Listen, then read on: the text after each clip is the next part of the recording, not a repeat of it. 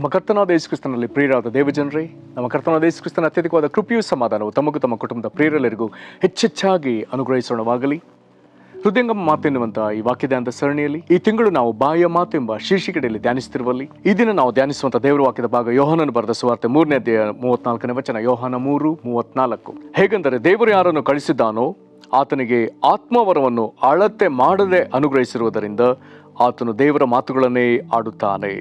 ಈ ವಾಕ್ಯಗಳನ್ನು ಗ್ರಹಿಸೋದಕ್ಕೆ ನಾವು ಶಕ್ತರಾಗುವಂಥ ದೇವರು ತಾನೇ ತನ್ನ ಆತ್ಮನ ಮೂಲಕ ನಮಗೆ ತನ್ನ ವಿಶೇಷ ಕೃಪೆಯನ್ನ ಗ್ರಹಿಕೆಯನ್ನ ಅನುಗ್ರಹಿಸಲಿ. ಕರ್ತನಲ್ಲಿ ಪ್ರೀತಿಯುಳ್ಳ ದೇವಜನರೇ, ಇದೊಂದು ಬಹಳ ಪ್ರಾಮುಖ್ಯವಾದ ವಾಕ್ಯವಾಗ್ತದೆ. ಈ ವಾಕ್ಯವು ಯೇಸು ಕ್ರಿಸ್ತನು ನುಡಿದ ಮಾತುಗಳು ಏನೆಂಬುದನ್ನು ಸ್ಪಷ್ಟೀಕರಿಸಿ ಹೇಳ್ತದೆ. ಇದರ ಜೊತೆಗೆ ಇಂಥ ಒಂದು ಸಾಮರ್ಥ್ಯ ಹೇಗೆ ನರ ಮನುಷ್ಯರಿಗೆ, ರಕ್ತ ಮಾಂಸಧಾರಿಗಳಿಗೆ ಹೇಗೆ ಬರ್ತದೆ ಎನ್ನುವಂಥ ಅನೇಕ ರಹಸ್ಯಗಳನ್ನ ಈ ವಾಕ್ಯವು ತಿಳಿಸಿಕೊಡ್ತದೆ. ಮೊಟ್ಟ ಮೊದಲನೇದಾಗಿ ಯೇಸು ಕ್ರಿಸ್ತನ ಕುರಿತಾಗಿ ಹೀಗೆ ಬರ್ತದೆ, ದೇವರು ಯಾರನ್ನು ಕಳಿಸಿದ್ದಾನು.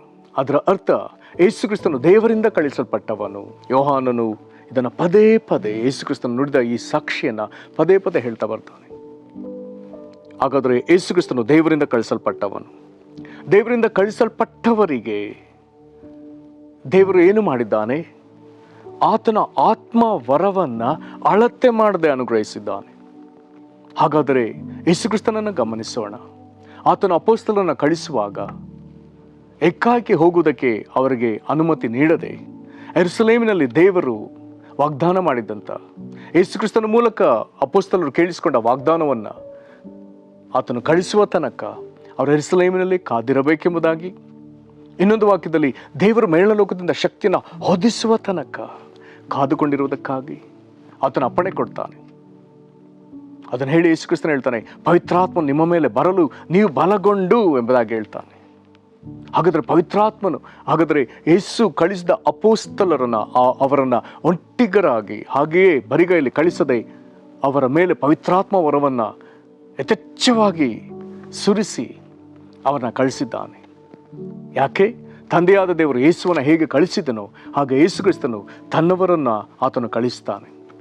ತಂದೆಯಾದ ದೇವರು ರಕ್ತ ಮಾಂಸದಲ್ಲಿ ಕಳಿಸಿದ ತನ್ನ ಮಗನನ್ನ ವಾಕ್ಯವಾಗಿರುವ ಆತನನ್ನು ನರಾವತಾರವಾಗಿ ಬಂದಾಗ ಆತನ ಮೇಲೆ ಹೇಗೆ ಪವಿತ್ರಾತ್ಮ ವರವನ್ನ ಸುರಿಸಿದನೋ ಅದರಲ್ಲಿ ಬರ್ದದೆ, ಅದನ್ನು ಅಳತೆ ಮಾಡದೆ, ಅದರರ್ಥ ಒಂದು ಮಿತಿಯಿಲ್ಲದ ವಿಧದಲ್ಲಿ, ಅದನ್ನು ಯಾವುದೇ ವಿಧದಲ್ಲಿ ಅಳತೆ ಮಾಡಲಿಕ್ಕಾಗದ ವಿಧದಲ್ಲಿ ತಂದೆ ದೇವರು ಯೇಸು ಕ್ರಿಸ್ತನ ಮೇಲೆ ಪವಿತ್ರಾತ್ಮನ ಸುರಿಸಿದ್ದಾನೆ. ಹಾಗೆಯೇ ಯೇಸು ಕ್ರಿಸ್ತನು ತಾನು ಕಳಿಸುವ ಜನಕೂಟಕ್ಕೆ ಪವಿತ್ರಾತ್ಮ ವರವನ್ನು ಹಾಗೆಯೇ ಆತನು ಸುರಿಸ್ತಾನೆ. ಹೀಗೆ ತಂದೆಯಿಂದ ಕಳಿಸಲ್ಪಟ್ಟ ಯೇಸು, ಅಳತಿಲ್ಲದಷ್ಟು ಪವಿತ್ರಾತ್ಮ ವರವನ್ನು ಹೊಂದಿದ ಯೇಸು ಆತನು ಮಾಡಿದ್ದೇನೆಂಬುದಾಗಿ ಹೇಳುವಾಗ ವಾಕ್ಯ ಹೇಳ್ತದೆ, ಆತನು ದೇವರ ಮಾತುಗಳನ್ನೇ ಹಾಡುತ್ತಾನೆ. ಪ್ರೇರೆ, ಇದೊಂದು ಬಹಳ ಪ್ರಾಮುಖ್ಯವಾದ ಸಂದರ್ಭ. ನಾವುಗಳು ಸಹ ನಮ್ಮ ಸ್ವಂತ ಮಾತುಗಳನ್ನು ಆಡದೆ, ಸೈತಾನನಿಂದ ಪ್ರೇರಿತವಾದ ಮಾತುಗಳನ್ನು ಆಡದೆ, ದುರಾತ್ಮಗಳಿಂದ ಪ್ರೇರಿತವಾದ ಮಾತುಗಳನ್ನು ಆಡದೆ, ಲೌಕಿಕ ಮಾತುಗಳನ್ನು ಆಡದೆ, ಅಥವಾ ಈ ಶರೀರ ಭಾವದಿಂದ ಬಂದ ಮಾತುಗಳನ್ನು ಆಡದೆ, ದೇವರಿಂದ ಬಂದ ಮಾತುಗಳನ್ನೇ ಪಡ್ಕೊಂಡು ಅದನ್ನೇ ಪ್ರವಾದಿಸತಕ್ಕ ಸಂದರ್ಭ ಇದಾಗಿದೆ. ದೇವರಾತ್ಮನಿಂದ ಹೊಂದಿಕೊಂಡ ಮಾತುಗಳನ್ನು ಮಾತನಾಡುವುದೇ ಪ್ರವಾದನೆ ಮಾತಾಗಿದೆ. ಹಾಗಾಗಿ ಕರ್ತನು ಹೇಳ್ತಾನೆ, ನಾನು ಕಡೆ ದಿವಸದಲ್ಲಿ ಎಲ್ಲಾ ಮನುಷ್ಯರ ಮೇಲೆ ನಾನು ಆತ್ಮ ಸುರಿಸುವನು. ನಿಮ್ಮಲ್ಲಿರುವ ಗಂಡಸರು ಹೆಂಗಸರು ಪ್ರವಾದಿಸುವರು. ಹಾಗಾದರೆ ಕರ್ತನ ಆತ್ಮನ ಹೊಂದಿಕೊಂಡ ಮೇಲೆ ಆ ಮನುಷ್ಯನ ಮಾತನಾಡುವ ಸಾಮರ್ಥ್ಯವನ್ನು ಪಡೆದುಕೊಳ್ತಾನೆ. ಅದು ದೇವರಾತ್ಮನ ನುಡಿಗಳು, ಅದು ಪ್ರವಾದನೆ ನುಡಿಗಳು. ಅದನ್ನು ಈ ವಾಕ್ಯದಲ್ಲಿ ತೆಗೆದುಕೊಳ್ಳುವಾಗ ಅದು ದೇವರ ಮಾತು. ಉನ್ನತೋನ್ನತನಾದ ದೇವರು ಉನ್ನತ ಲೋಕದಲ್ಲಿ ನುಡಿದದನ್ನು ದೇವರಾತ್ಮನ ಮೂಲಕ ಪಡೆದುಕೊಂಡು ಅದನ್ನು ಈ ಲೋಕದಲ್ಲಿ ಸಾರುವ ಸೇವೆ ಯೇಸು ಕ್ರಿಸ್ತನು ಅದನ್ನು ಮಾಡಿದ್ದಾನೆ. ಅಪೊಸ್ತಲರು ಅದನ್ನು ಮಾಡಿದ್ದಾರೆ.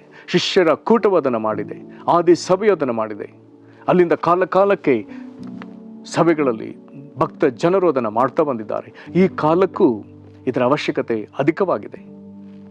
ನಾನಾ ವಿಧವಾದ ಹೋರಾಟಗಳಲ್ಲಿ, ಬಲಹೀನತೆಗಳಲ್ಲಿ, ರೋಗ ರುಜಿನಗಳಲ್ಲಿ, ದುಷ್ಟತನದಲ್ಲಿ, ಕತ್ತಲು ಮರಣಗಳ ನಡುವೆ ವಾಸಿಸುವಂಥ ಜನರಿಗೆ ದೇವರಿಂದ ಆದರಣೆ ಆಗುವಂತೆ, ದೇವರಾತ್ಮ ಭರಿತರಾಗಿ ದೇವರ ಮಾತುಗಳನ್ನೇ ಆಡುವಂಥ ಒಂದು ದೊಡ್ಡ ಜನಕೂಟದ ಅವಶ್ಯಕತೆ ಎಲ್ಲ ದೇಶಗಳಿಗೆ ಈಗ ಇದೆ. ಪ್ರತಿ ಊರುಗಳಿಗೆ ಅದರ ಅವಶ್ಯಕತೆ ಇದೆ. ಇದಕ್ಕಾಗಿ ಕರ್ತನು ನಿನ್ನನ್ನು ಎದುರು ನೋಡ್ತಿದ್ದಾನೆ. ಹಾಗಾದರೆ ದೇವರು ತಿಳಿಸಿದನ್ನ ಜವಾಬ್ದಾರಿಯಿಂದ ದೇವರು ಯಾರಿಗೆ ಅದನ್ನು ತಿಳಿಸ್ಲಿಕ್ಕೆ ಹೇಳ್ತಾನೋ ಆ ಜನರ ಮುಂದೆ ಹೋಗಿ ಆ ಮಾತುಗಳನ್ನ ಆಡುವಂಥ ಜನರು ಈಗ ದೇವರಿಗೆ ಅವಶ್ಯ. ಇದಕ್ಕಾಗಿ ಬೆಳೆಯು ಬಹಳ ಕೆಲಸಗಾರರು ಕಡಿಮೆ ಎಂಬುದಾಗಿ ಹೇಳಿದ್ದಾನೆ. ಹಾಗಾದರೆ ಆ ಕೆಲಸಗಾರರ ಸಾಲಿನಲ್ಲಿ ನೀನು ಬರುವಂತೆ ನಿನ್ನನ್ನು ಒಪ್ಪಿಸಿಕೋ.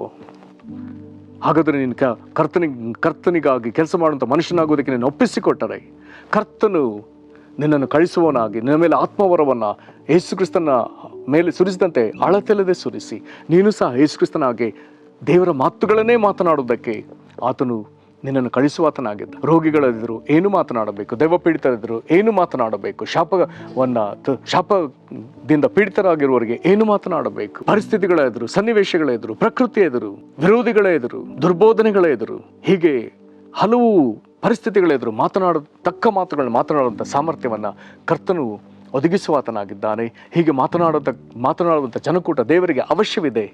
ನೀನು ಇಂಥವನಾಗಿ ದೇವರ ರಾಜ್ಯದಲ್ಲಿ ಇರಬೇಕಾದದ್ದು ಕರ್ತನಿಗೆ ದೊಡ್ಡ ಅವಶ್ಯವಾಗಿದೆ. ಒಪ್ಪಿಸಿಕೊಡು. ನಮ್ಮನ್ನು ಒಪ್ಪಿಸಿಕೊಟ್ಟು ಪ್ರಾರ್ಥನೆ ಮಾಡೋಣ. ಮಹಾಕೃಪೆಯ ಪರಲೋಕ ತಂದೆ, ನೀನು ನಮ್ಮ ಕರ್ತನಾದ ಯೇಸು ಕ್ರಿಸ್ತನನ್ನು ಕಳಿಸಿಕೊಟ್ಟು ಆತನ ಮೇಲೆ ಆತ್ಮವರವನ್ನು ಅಳತಿಲ್ಲದಷ್ಟು ಸುರಿಸಿದಿ. ಇದರ ನಿಮಿತ್ತ ಕರ್ತನಾದ ಯೇಸುವೆ, ವಾಕ್ಯ ಸ್ವರೂಪನೇ, ನೀನು ನರಾವತಾರವೆತ್ತಿ ರಕ್ತಮಾಂಸಧಾರಿಯಾಗಿ ನಮ್ಮ ಮಧ್ಯದಲ್ಲಿ ಬಂದಿಯಲ್ಲಪ್ಪ, ಶರೀರಧಾರಿಯಾಗಿ ಬಂದಿಯಲ್ಲ. ನೀನು ಆತ್ಮನ ವರವನ್ನು ಹೊಂದಿ ನೀನು ನಿನ್ನ ಶರೀರ ಭಾವಕ್ಕನುಸಾರವಾಗಿ ಮಾತನಾಡದೆ, ಸೈತಾನನ ಮಾತುಗಳು, ದೇವ ದುರಾತ್ಮಗಳ ಮಾತುಗಳನ್ನು, ಲೌಕದ ಮಾತುಗಳನ್ನು ಮಾತನಾಡದೆ ದೇವರ ಮಾತುಗಳನ್ನೇ ಮಾತನಾಡಿದೆಯಲ್ಲ. ಆ ಸಾಕ್ಷ್ಯನ ನಾವು ಯಥೇಚ್ಛವಾಗಿ ವಾಕ್ಯದಲ್ಲಿ ನೋಡ್ತೇವಲ್ಲ, ಅದಕ್ಕಾಗಿ ನಿನಗೆ ಸ್ತೋತ್ರ. ಯೇಸುವೆ, ನೀನು ಅದೇ ರೀತಿ ಅಪೊಸ್ತಲರನ್ನ ಶಿಷ್ಯರನ್ನ ಕಳಿಸಿಕೊಟ್ಟು ಕಾಲಾನುಕಾಲಕ್ಕೆ ಕಳಿಸ್ತಲೇ ಬಂದು ಇಂದಿಗೂ ಕಳಿಸ್ತಾ ಇದ್ದಿ. ಅವರ ಮೇಲೆ ಪವಿತ್ರಾತ್ಮವರವನ್ನು ಸುರಿಸ್ತಲೇ ಇದ್ದಿ. ಅವರು ಸಹ ನಿನ್ನಾಗಿ ದೇವರ ಮಾತುಗಳನ್ನೇ ಮಾತನಾಡೋದಕ್ಕೆ ಬಲಪಡಿಸ್ತಾ ಇದ್ದಿ. ಕರ್ತನೆ, ಆ ಸಾಲಿನಲ್ಲಿ ಸೇರುವುದಕ್ಕೆ ನಮ್ಮನ್ನು ಸಹ ಒಪ್ಪಿಸಿಕೊಡುತ್ತೇವೆ. ಯಾರ್ಯಾರು ಒಪ್ಪಿಸಿಕೊಡ್ತಿದ್ದಾರೋ ಅವ್ರನ್ನ ಅಭಿಷೇಕಿಸಿ ಆಶೀರ್ವದಿಸು ಸ್ವಾಮಿ. ನಮ್ಮ ಬಾಯಿಯ ಮಾತುಗಳು ನಮ್ಮ ಸ್ವಂತ ಮಾತುಗಳು ಇನ್ನೂ ಆಗಿರದೆ, ಇತರನ ಮೆಚ್ಚಿಸುವ ಮಾತುಗಳಾಗಿರದೆ, ಸೈತಾನನ ಮಾತುಗಳು, ದುರಾತ್ಮಗಳ ಮಾತುಗಳಾಗಿರದೆ, ಕರ್ತನೆ ನಿನ್ನ ನುಡಿಗಳನ್ನು ನುಡಿಯುವಂಥ ಮಾತುಗಳಾಗಿರುವಂತೆ ನಮ್ಮನ್ನು ಈ ಸಮಯದಲ್ಲಿ ಹೊಸದಾಗಿ ನಮ್ಮನ್ನು ಆರಿಸಿಕೊಂಡು ಪ್ರತಿಷ್ಠೆಪಡಿಸು, ಅಭಿಷೇಕಿಸು. ಕರ್ತನೆ, ನಿನ್ನ ಮಾತುಗಳನ್ನ, ನಿನ್ನ ನುಡಿಗಳನ್ನ ನುಡಿಯುವುದಕ್ಕೆ ನಮ್ಮನ್ನು ಶಕ್ತರನ್ನಾಗಿ ಮಾಡು. ಕೃಪೆಯನ್ನು ಗ್ರಹಿಸು. ಅಜ್ಞಾನಿಗಳಾದ ನಮ್ಮ ಮೇಲೆ ನಿನ್ನ ದಯೆ ಇರಲಿ. ಕೆಲಸಕ್ಕೆ ಬಾರದ ಅಪ್ರಯೋಜಕರಾದ ನಮ್ಮ ಮೇಲೆ ದಯೆ ಇರಲಿ. ಕರ್ತನೆ, ನಮ್ಮನ್ನು ಒಪ್ಪಿಸಿಕೊಡುತ್ತೇವೆ. ಯಜಮಾನ, ನಿನ್ನ ಬಳಕೆಗೆ ಉಪಯುಕ್ತವಾದ ಪಾತ್ರಗಳನ್ನಾಗಿ, ಯಾವಾಗಲೂ ತುಂಬಿ ಹೊರಸೂಸುವ ಪಾತ್ರಗಳನ್ನಾಗಿ, ನಮ್ಮ ಹೃದಯದೊಳಗಿಂದ, ನಮ್ಮ ಹೊಟ್ಟೆಯೊಳಗಿಂದ ಜೀವಕರವಾದ ನೀರಿನ ಹೊಳೆಗಳು ಹರಿಯುವವರನ್ನಾಗಿ ನಮ್ಮನ್ನು ಮಾರ್ಪಡಿಸಿ. ಹೀಗೆ ನೀನು ಮಾಡುವುದಕ್ಕಾಗಿ ಸ್ತೋತ್ರ. ಯೇಸು ಕ್ರಿಸ್ತನ ಹೆಸರಲ್ಲಿ ಬೇಡಿದ್ದೇವೆ ನಮ್ಮ ತಂದೆ, ಆಮೇನ್. ಕರ್ತನು ನಿಮ್ಮನ್ನು ಆಶೀರ್ವದಿಸಲಿ. ವಂದನೆಗಳು.